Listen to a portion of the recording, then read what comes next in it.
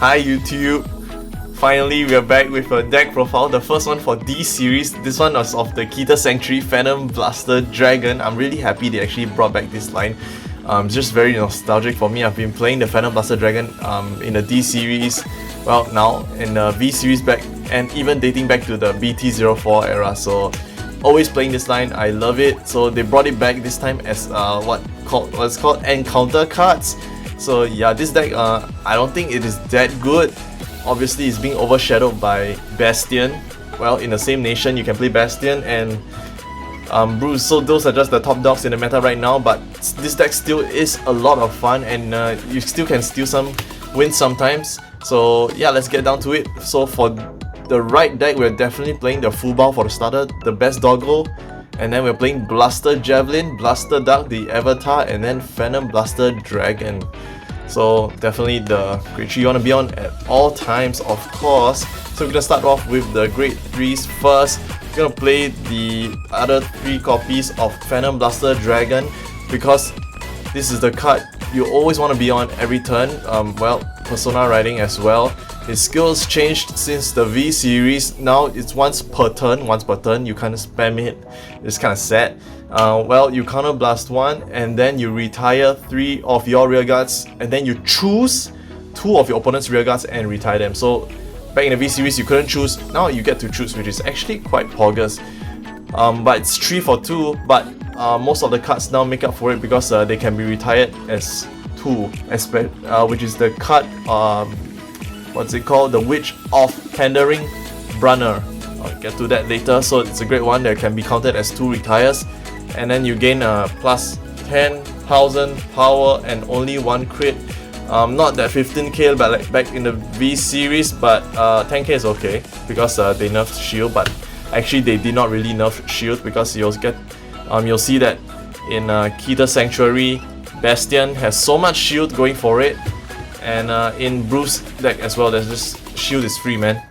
So for the other grade 3, we are playing the Whelan's Dragon, just 2 copies. So this card, when it's retired by your card effects, if your Vanguard's name is Blaster, no, it doesn't check.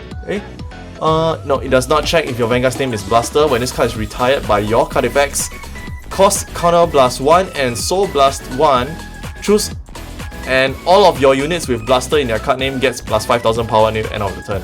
So this deck it's pretty good. I mean, there's no other better grade 3s to play. You can consider playing Foresight, but I don't really recommend it. Foresight comes out only on turn 3, so not that good. And I mean, if you use your Counter Blast and Soul Blast correctly, you don't actually run into any problems. So that's all for the grade 3s. We're gonna go into the grade 2s now.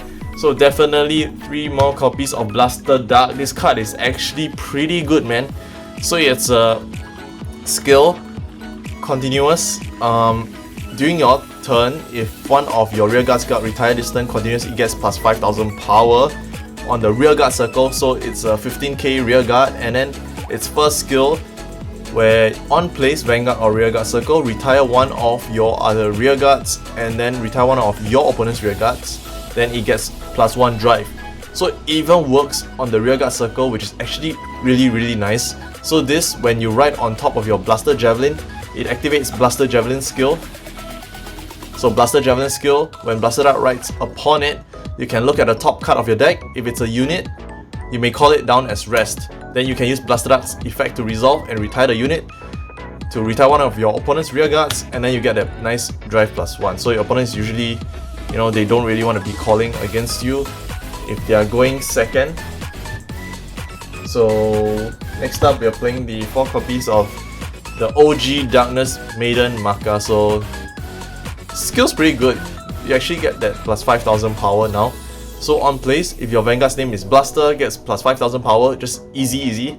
I really like calling this down on turn 2, especially when I'm going first, then just hitting them hard, because this deck only has 3 attacks, and if you draw out the game long against some of the top dog the top dog decks, they're gonna overpower you with shield in the long game. If you're playing the long game, yeah, you're just gonna lose out, man, with that. You have no shield in this deck, and then you're just gonna hit for peanut numbers compared to them. So yeah, just want to rush them hard. 15k easy power.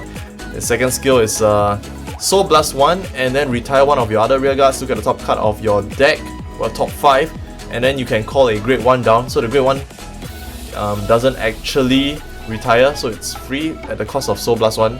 Not bad, not bad. You don't actually draw though, so this actually kind of likes draw power, but it is what it is.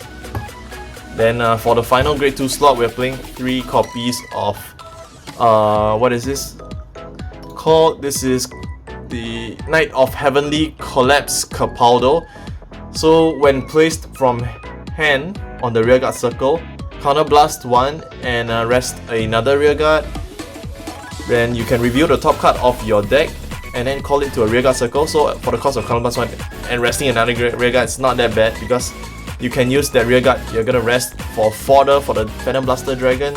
So yeah, if it's a Grade 3 or order card, add it to your hand. If it's unit, call it down. Not bad. You can search for more Phantom Blaster Dragons, which is you really need it, because if you don't, then it's kind of sad. So another thing about the Phantom Blaster Dragon is on place on the Vanguard circle, you can call a blaster unit from your soul onto your rearguard circles. So this is actually pretty good. So when you Persona Ride, you can just call the next Phantom Blaster Dragon out. So it's actually free, man. That's pretty pop. So next up, we move to the Grade 1s, and then it's going to be filled by the remaining 3 Blaster Javelins. Very nice, continuous on your rearguard circles during your turn, get plus 2000 power as long as your Vanguard's name is Blaster, which it will always be. So that's a free 10k booster, making for nice numbers. Then we are playing, of course, they brought it back, it's Charon, and yeah, actually 7k now, which is like, oh my god, why? Why? So on place, you can rest one of your other you can rest this card, and then you can look at the top card of your deck and call it down, and then it gets retired at the end of the turn, so it's not so bad. So the cult unit gets retired at the end of the turn, so it's best when you pair it with something like Brunner, which effects just simply continues during your turn. This card can be, if your Vanguard's name has Blaster, this card can be treated as a retire too. So if it's gonna be retired anyway, you might as well use it as fodder for this. Or you can also rest this when paying for the effect of Capaldo, because you're gonna retire as well. So yeah, it's pretty pop, man. Or you can also do the combo where you call Charon down, and then you rest, and then you call, so you rest Charon, look at the top card of your deck, call it down, and then you call Maka, then use Maka's skill to retire the unit that was called by Charon, because it's gonna be retired by the end of the turn anyways.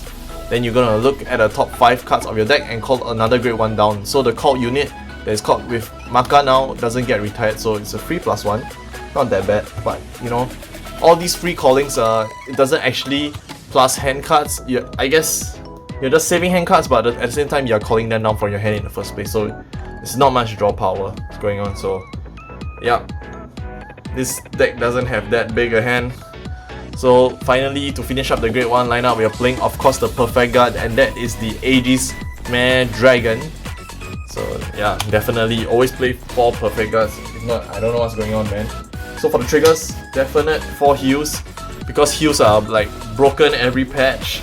Then we are playing the 8 crit lineup, and then the last 4, the 3 draws. And then for the over trigger, I'm actually deciding to go with this one here, which is actually from the trial deck, and that's the Obaria. So instead of going for the over trigger from DBT01, I actually chose this one because this one actually gives 1 million power to 2 rear guards, and then you get actually more drive checks as well, because your rear guards on your your Blaster Dart on your rear guard circle can actually drive check as well.